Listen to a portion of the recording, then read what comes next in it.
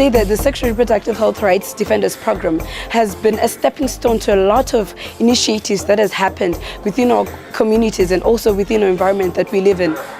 Strong, confident, powerful women who are able to go through beyond the issues of just reproductive health rights, but also to go through the issues into issues of national policy, issues of politics, issues of social and economic development, issues of entrepreneurship. It has also been able to develop us as females to be able to liaise and understand that gender equality is not just about being 50-50 with a man, but it's about equal access to opportunities, resources, and opportunities that arise within our communities.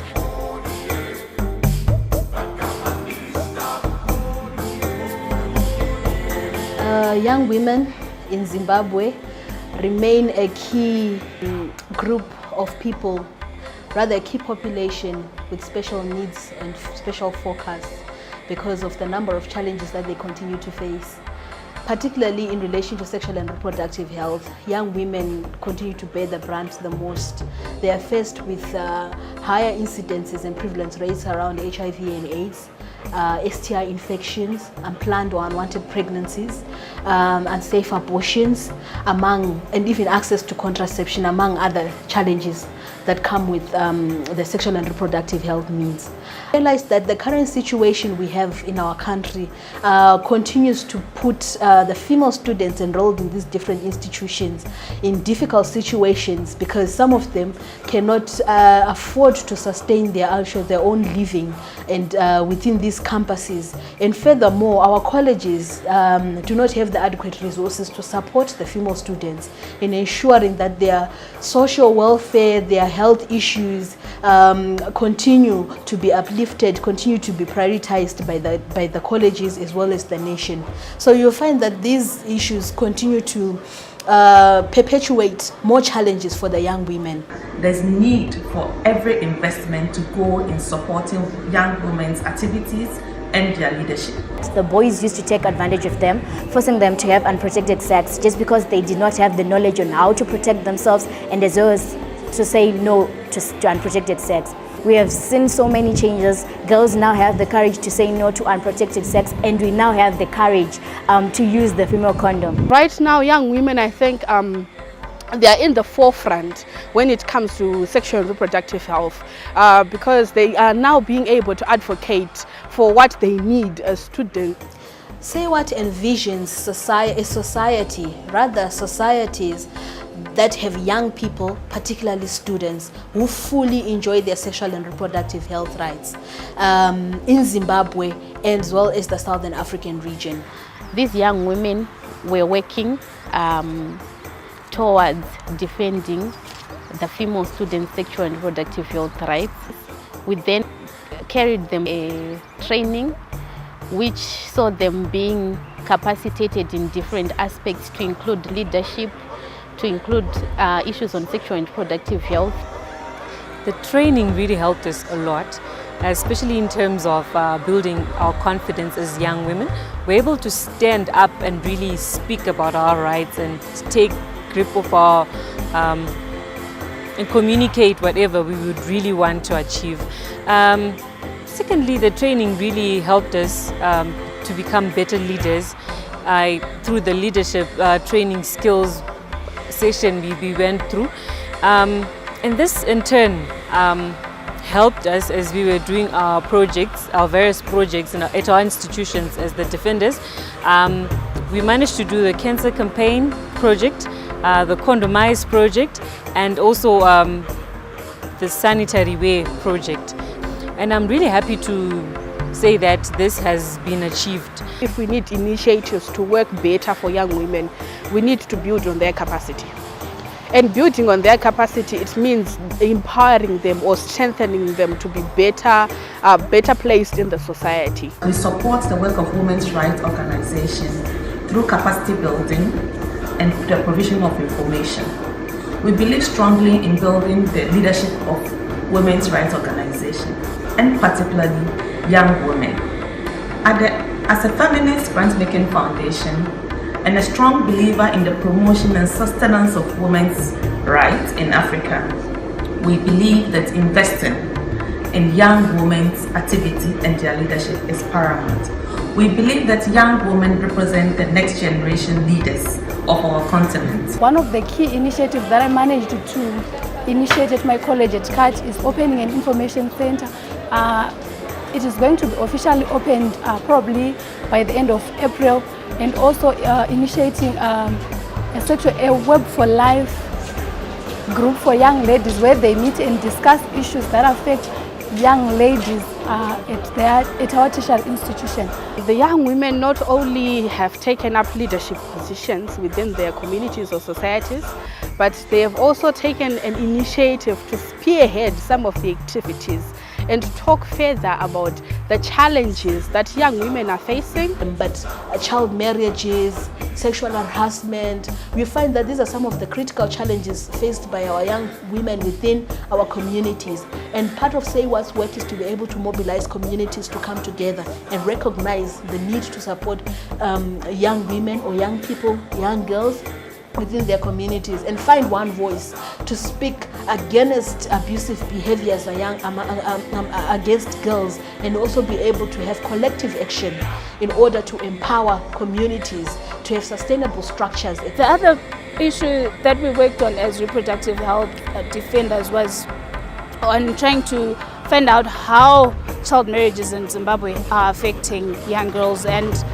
we have realized that we have so much. So during the Southern African Regional Students and Youth Conference, which was held in August in Harare, we were able to have reproductive health defenders be part of the conference and also contribute to the space. We not only had reproductive health defenders, but we had young women from around the region. We had young women from Africa to also contribute in these spaces. We had former child brides. We had child brides who spoke to their issue.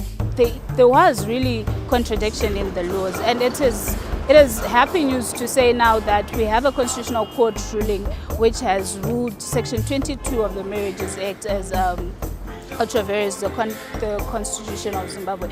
And we are looking forward, and we are hoping that there will be harmonization of our laws. SAYWHAT prioritizes advocacy, because without advocacy, we might not be able to fight as a generation for our needs and some of the things that our society continues to believe that it's a priority, it's a privilege for the young women. Sexual harassment is one of the challenges that young women at tertiary institutions were facing.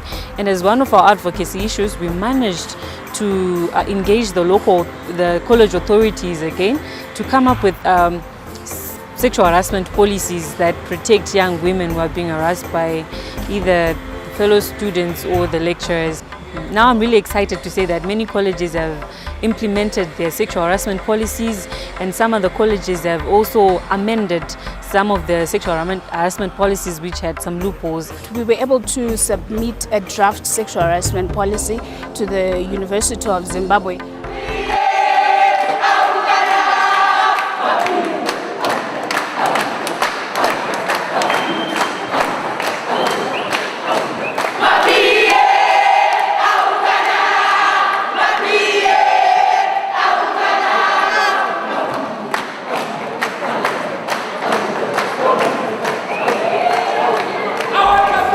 At national and regional level, advocacy was being conducted through their participation in platforms where sexual and reproductive health rights matters were being discussed. Young women were also able to flag out their issues, and this also influenced the ultimate outcomes of some of the platforms. Reproductive health rights defenders also got an opportunity even to join other young women out there, other young women movements, whereby they were participating, networking, and also sharing their information with other young women, and also tapping lessons learned which they went back and implement within their own colleges. Although my participation was very enlightening, I learned a lot. I learned a lot of SRHR challenges that we also face in Zimbabwe, that are also being faced with other Southern African regional countries. And we learned a lot, gave us recommendations, and for feelings, I'm very excited and happy, and I'm just proud that I was able to represent my school, but mostly my country. Platforms. One of the platforms that I was involved in was ICASA, which was held in Zimbabwe in November-December 2015. This was, for me, it was a life-changing platform because I got to witness and I got to be part of and I got to be involved with young people from Africa, and also to get to hear their voices and to get to hear what they are doing to contribute in spaces, and also to contribute in their thoughts being heard, to contribute in the development of Africa. I personally did a project on contraception with particular focus on the female condom uptake, how they can be able to negotiate for safer sex, since through the female condom, it's the woman who gets to wear it, and hence it gives her power to negotiate. We are trying by all means to encourage women through the MSU clinic, which is in Shishani, so that they come for contraceptives, condoms and all. We managed to build incinerators around the female complexes, which help to improve the hygiene around the campus. The issue of disposing the sanitary way, the incinerators in most of the toilets are down, the systems are down, so we have facilitated for paraffin to be bought so that the sanitary way can be disposed of well and healthily, so that everyone lives in a clean environment. We have also managed to make sure that contraceptive pills are also available at our clinic, because we have seen that many of those young ladies, as much as we tell them to abstain, they really don't do that. So we have managed to advocate for the empowerment of young ladies on campus by encouraging them to partake female condoms as part of their protection. And also we have managed to provide counseling for them. Another project that we embarked on was working with an orphanage called Tariro Hope for Children. This orphanage is based in Epworth. We work mostly with young girls. Women, they have to have the power and the guts to say no to things that they don't want.